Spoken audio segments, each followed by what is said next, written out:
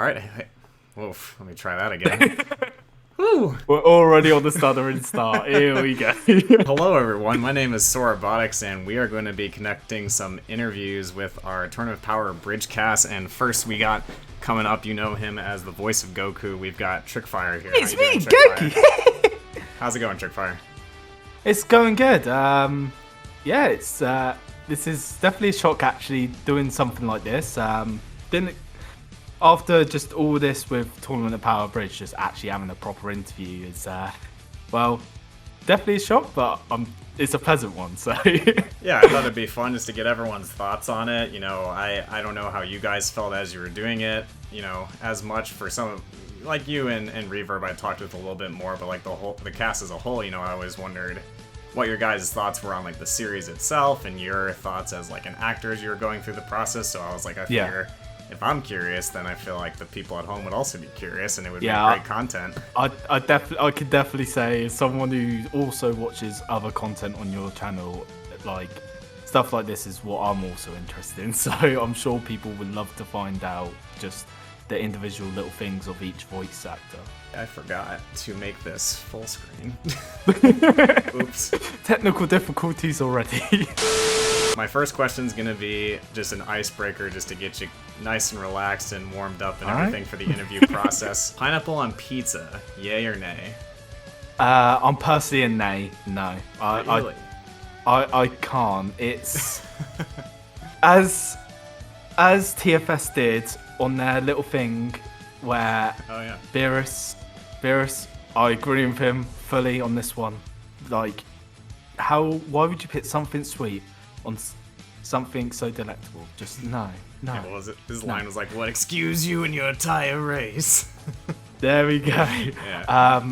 And of course, my fellow British counterpart, Gordon Ramsay, you know, he also agrees with me that pineapple should not be on pizza. Oh, he actually had a video go around on YouTube where he was on a talk show, and when he was ordering pizzas and stuff, he was asking the audience what pizza that they wanted, and there was like pepperoni, you know, like all the normal ones, and then someone said pineapple, and he went, "You muppet, you don't put pineapple on pizza." And it's pretty much become a thing where people have tried to make Gordon Ramsay actually have pineapple on pizza. So I think he actually did that on his own channel eventually. Oh, okay. Yeah, so I'm something for you to look at after the interview. I'll have to look because I'm personally a huge fan. So yeah, I love Gordon Ramsay's.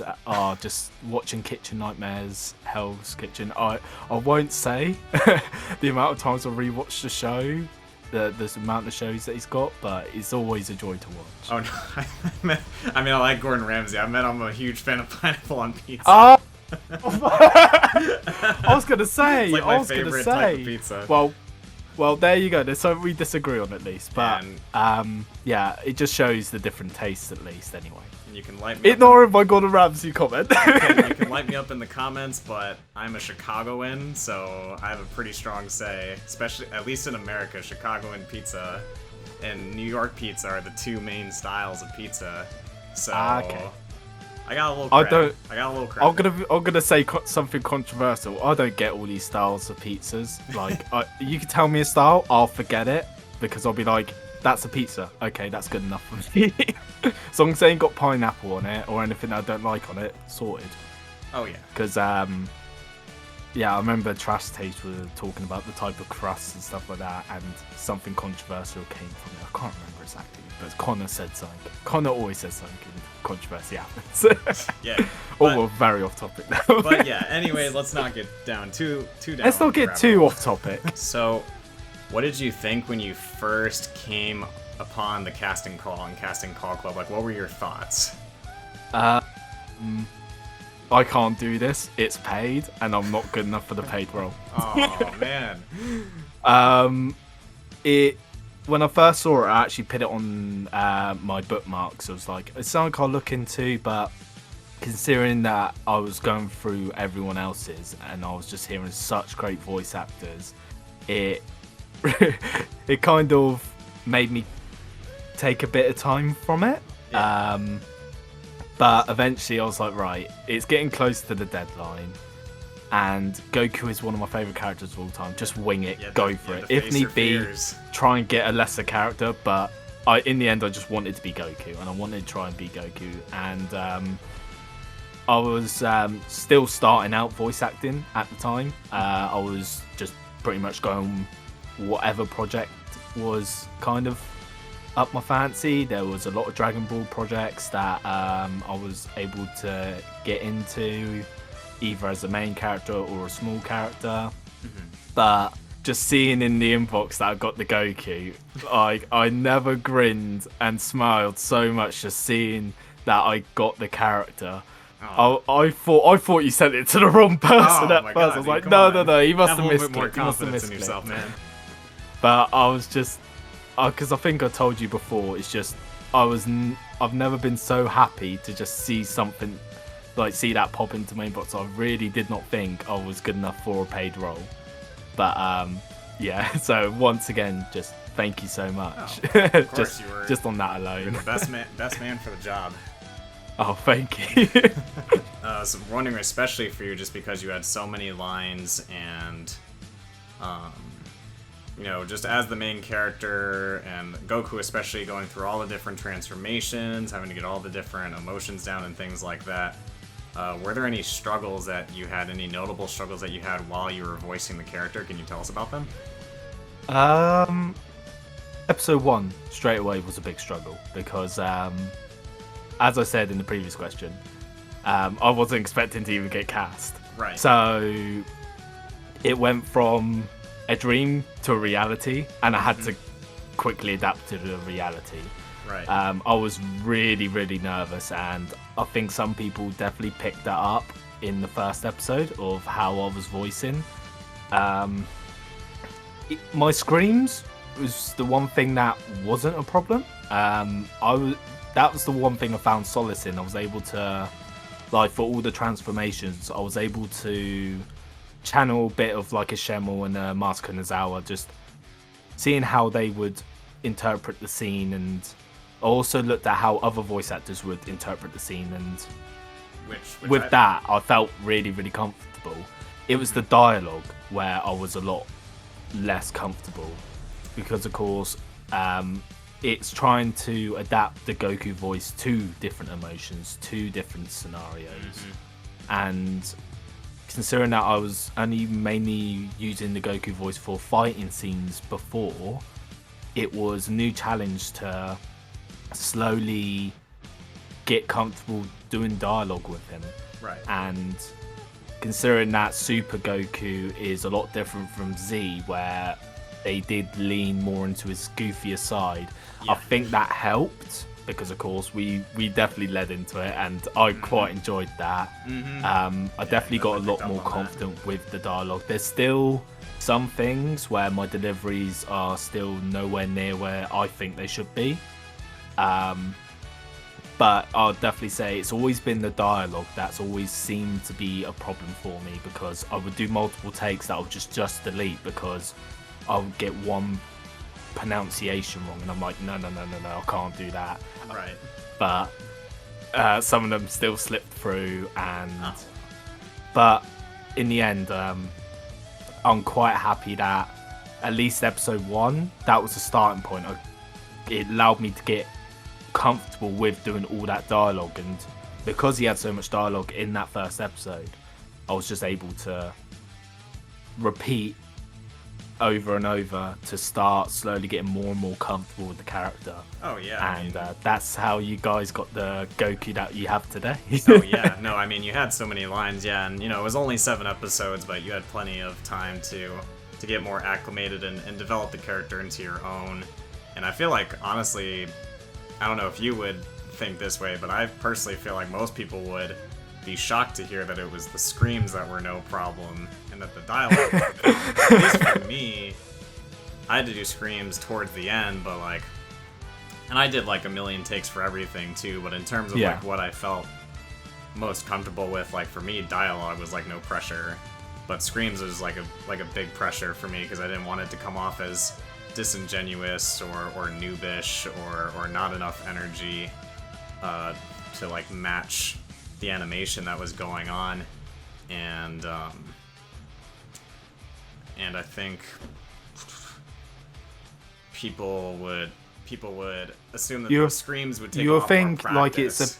they will try and compare you to the original voice actor, basically. Yeah, and also to you, just because your screams just ended up being so amazing and blew everyone away that I was starting. I had a lot of prior experience with screams. Really? Yeah, so my first ever voice acting role was a Broly knockoff. Right, I think you told me this. Yeah. So basically, there was a cancelled project. I can happily talk about it. He's perfectly fine with me talking about it. So he was working on this project. He has a Dragon Ball series where he's kind of replaced Goku with his character, and then he's got himself as well in it. I know I'm probably explaining this really, really bad, but they were doing this. So they were doing like episodes, and then they were doing movies. And they did Battle of Gods, and then they were casting for like a character who is an equivalent to Broly, but was in essence a different character. And that was my first proper voice acting role. And it literally said in the description for the character, if you can't handle half the script being screams, don't be the character. Just don't, because most of it is screams. And I looked at it and went, you know what? Yes. And it definitely. I was definitely nervous with everything back then because I was still learning with the voice acting. As we all were. That's where I got my confidence in screams because I worked out the kinks pretty early. I watched a lot of Vic Mignogna, the person who played Broly in the movie. And watched how he screamed, and I remember him saying the hardest thing for him was screaming, and because you got to try and keep the voice on, and because my Goku voice is kind of similar to my natural voice sometimes, it's just pretty much a tone pitch sometimes. Because the scream is intensity, I can easily adapt my voice to that. Just by learning, by constantly doing all these projects where even if they got cancelled, because I was doing so much screaming, my voice and my throat kind of got adapted to it. And I always go back and watch previous Dragon Ball fights just so I had a reference. And now I can pretty confidently say I've got a good back catalogue for screams anyway. So, for sure. Yeah. I know, and for people at home, because no one could possibly know, like, I mean, you did send me, like, a few versions of screams, but never once, not a single time, which this, like, almost didn't happen for anyone else. I feel like for every other actor, I had to go back and re-ask them for screams. You were the only person that you would send a few takes, and that was all I needed. I was like, yep, perfect. I think the only time you asked me for screams was for more screams, because we wanted to add... Because we had to add some in, because I think for people out there, for episode 4, the Ultra Instinct scream at the start, that was what came in. Originally that wasn't actually going to be in it, because it wasn't in the script. And I kind of wanted to add an extra scream, really so I was like, Sora, please. And he was like, all right, yeah, give me that scream. Like, that's fair, it transitioned well into the dialogue, so I was like, you know what, I'll put it in. I'll let you have that one scream. I was just so happy. It was just such a good scream. After once you gave it to me, I was like, I gotta put this in, man. It's too good. I just think it just fit because, of course, you saw it in the actual show, and it just makes sense to how Goku powered up. And I just thought, this. I just want another excuse to scream. It worked great. Besides your own character, if that was going to be your favorite character, who was your favorite character in the Abridged series besides yourself? Ooh. Who did you enjoy watching most, or joke-wise? What do you think? So for a lot of characters that are in it, firstly, I've got to say everyone knocked it out of the park. Because the fact that it's just so hard to choose. I would love to say just all of them. Yeah. But that's a cop out. Yeah. A little too easy. But the one that I would say that I dislike the most is Ribrianne, but that's because I just hate Ribrianne in general. Just the character, yeah. The voice actress I really don't like her. But not the voice actor. The voice actor was brilliant. She did her job perfectly. It's just I don't like the character. Well, because I wrote the character the exact same way as the OG, more or less. So, hence why I hated it so the much. OG character was equivalent to hating the abridged version of the character. But. Yeah, but you still wrote it perfectly. I just don't like Ribrianne personally. Yeah. But for a character I like, it's hard. But I have to say, for me personally, it's between 17 and Vegeta. Okay. Nice. The 17, just man, that guy. I freaking love 17. He's just another level with some of the things he pulled out the bag with 17, and he was just so casual. He fits the character so well. He does. Alex did a fantastic job. And then Vegeta, some of his screams, like the final flash, and the painful scream that he did when he was against Jiren, with quickly off topic, Yuya Takahashi art, where it went pure DBZ style. Sorry, just had to quickly mention that. Oh, yeah. No, I know. We had a conversation on it. But those screams and just how he acted as Vegeta is just, it bounced off my Goku really, really well. And then just so there is a little bit of an equal for the female characters, there's just two females that always pop into my mind is Kel and Khalifa. Of course. Yeah. Sorry, dub people, but they're my official Kel and Khalifa. They played the characters so well. I really can't unhear them either. When I picture every time I scenes, just I look at the dub, I just imagine them, and then I have to try and rewire myself to go, oh, that is the dub. Yeah.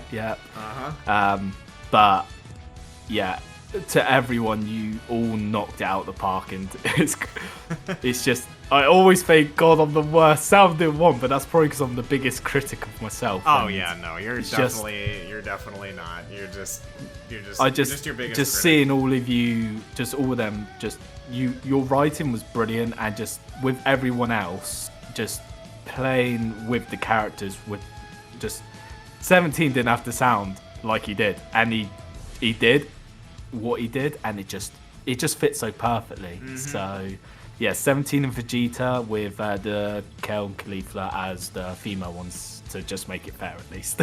Yeah, no, that's fair. What was your favorite moment while recording for the character? Do you have a moment that stuck out in the booth that like is kind of your favorite that you think about when you're recording when you were recording for Goku?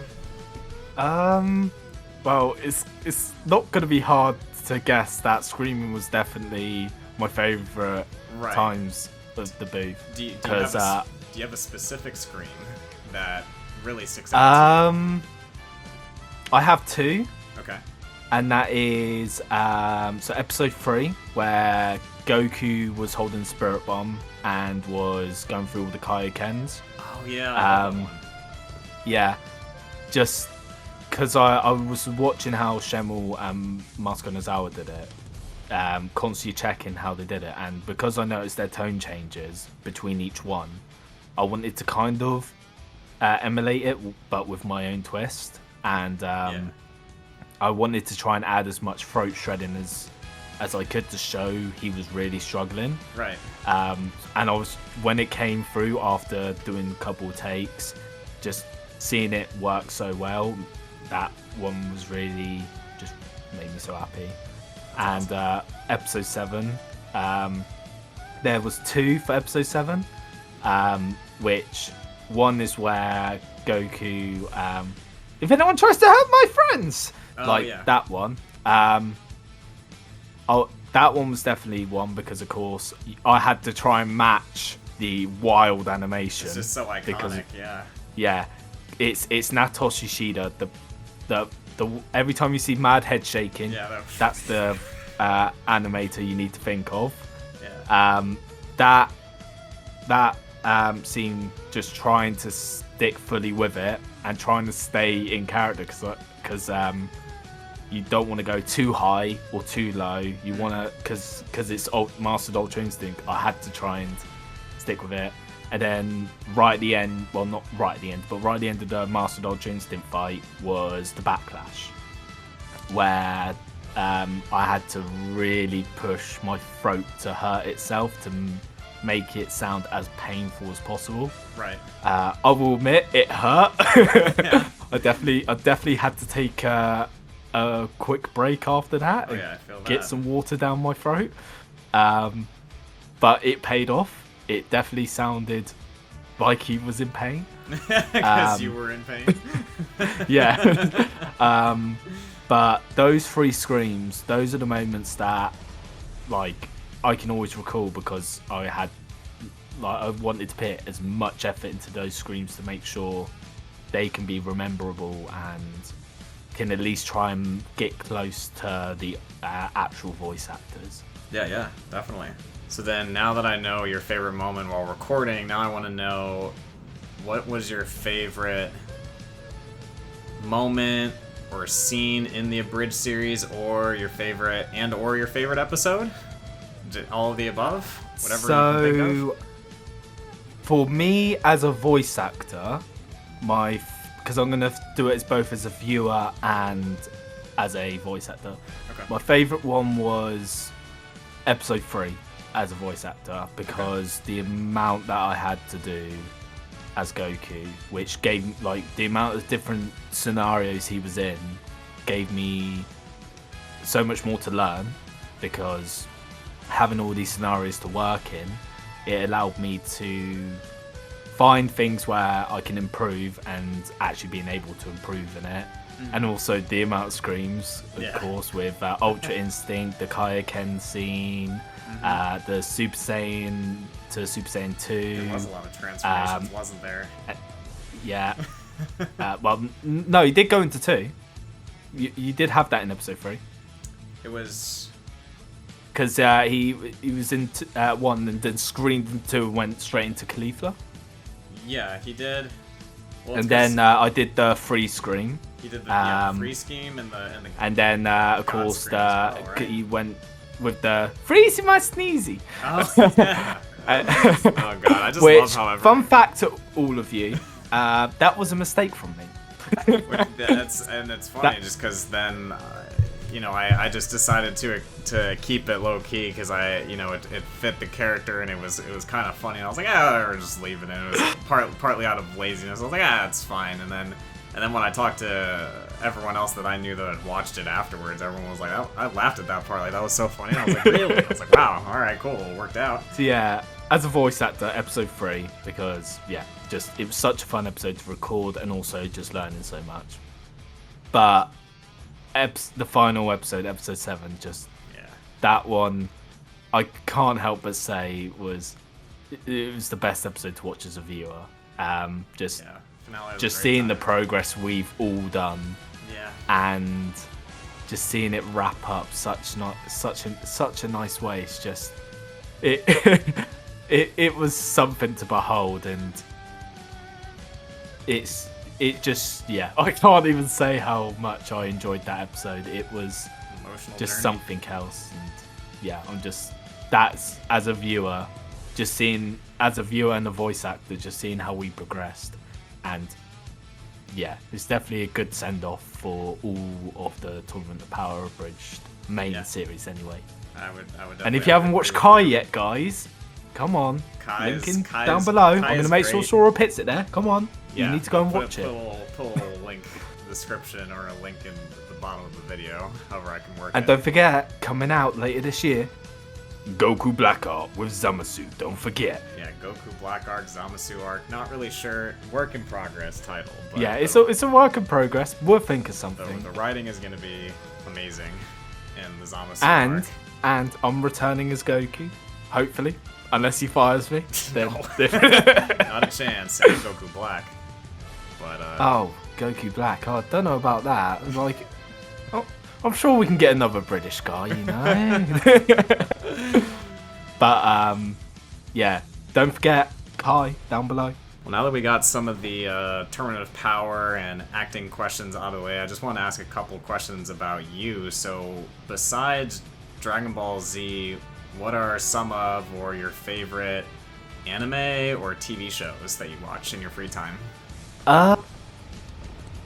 So there's a lot of shows. Yeah, I know it's hard to pick just one. But one of my guilty pleasures is Yuno Gasai in Mirai Nikini. Just that show is just so balls to the wall, just outright crazy. But the premise and all that, it's something that is just a guilty pleasure of mine. I really enjoy that show. I'll check it out. Another one is My Hero Academia. Yeah. I know it's just such a safe and simple answer, but considering that really solid. it's pretty much Marvel, but in a high school and in Japan. That's and true. animated, like. I hadn't even thought about it that way. I know that is such a simple Japan explanation, Marvel. but that's how I convinced my friends to watch it, and now they're anime fans. Yeah, it's a good game. Oh no, anime. Exorcist, or also known as Blue Exorcist. That one was the first anime that I actually properly watched that I knew was an anime. Before I was watching like Yu-Gi-Oh and Digimon and stuff like that, but I didn't know they were anime because of course it was all on the TV shows and stuff. And talking of Yu-Gi-Oh, Yu-Gi-Oh 5Ds.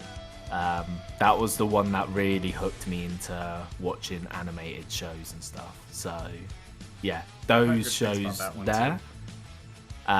Those are ones that I can easily pluck from my head. There is a lot more, but we don't want to be here all day just me listing every single let me anime. go to my anime list.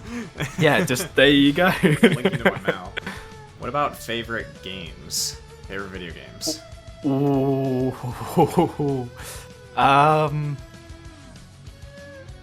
Yeah, that's gonna be hard.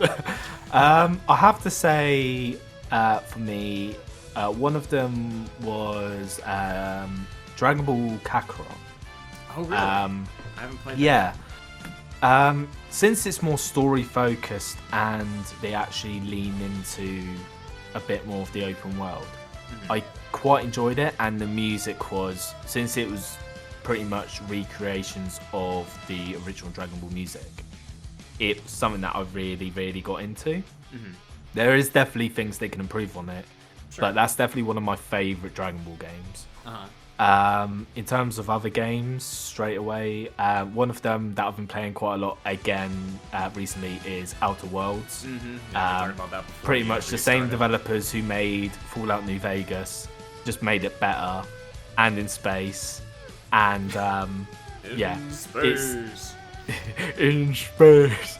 But yeah, that one's definitely one that I like. And my personal favourite of all time, though, is probably a bit nostalgic for me, but it's Need for Speed Most Wanted 2005. Okay.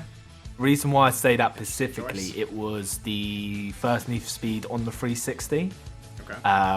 And we saw it playing on the 360, and I'm like, Dad, can we get that, please? And then my dad was like, we have a PlayStation 2, we can just buy it on that.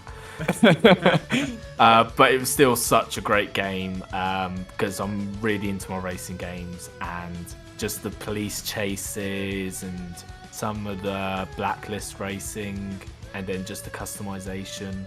That was one game that I kind of wish EA remade. EA, can you make it happen, please? See this video? But but yeah, those are the games that I can say on top of my head, with again not going through every single game that's ever been created, but I'm definitely more of like a racing and RPG type of person. So open world RPGs and racing, those are what I'm into mainly. Okay. Yeah, I'd have to. One of my favorite games for the PlayStation 2 is actually Need for Speed Hot Pursuit 2. I Oh, love that's that a good game. one. I didn't get to It's play no any Need other for Speed ones. Most Wanted, but it's definitely a good one. Yeah, I didn't really get any other experience in the Need for Speed games. I kind of dropped off racing games for a while until That was pretty much one of my only like realistic looking like normal racing games, and then I just got Yeah. hooked on Mario Kart after that. But racing isn't I really mean, my I mean, I genre. don't blame you. Mario Kart is pretty Yeah, decent, everyone but loves Mario Kart. I yeah, mean, you can't go wrong. Just sit with the family, sit with friends, just sit down, play some Mario Kart, and get ultra competitive all of a sudden. Because that one person has the blue shell. Yeah, exactly. It's always Well, that one person. just to wrap things up, any final thoughts for the viewers and any social medias for you that you want to plug while you're here? Just pretty much just search up Trickfire Rage. Whenever you do want to search for me.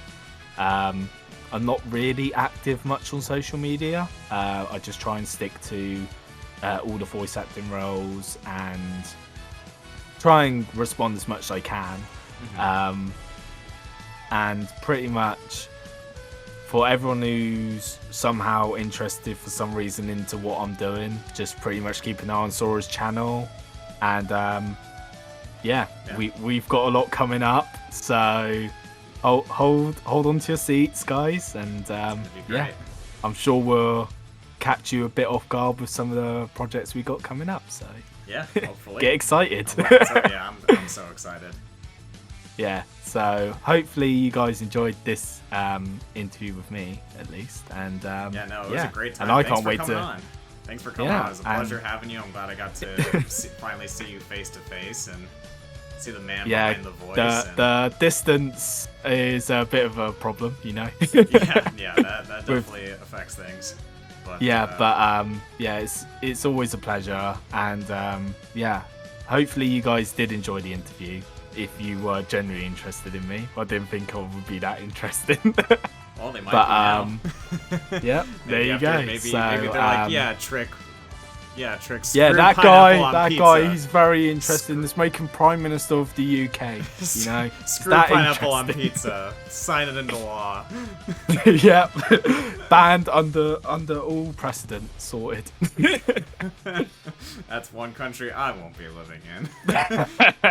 You won't be coming to the UK anytime soon. And on that note, I think we'll wrap things up. Brilliant. But thank you guys so much for watching, and Trick, thank you again for taking time out of your schedule to come on and interview and answer some of my questions. It's been great. And thank you for having me, and thank you for the brilliant opportunity of just having me as Goku, and I can't wait for the projects we got coming up. Yeah, of course, and we'll see you guys in the next interview video. Bye, guys.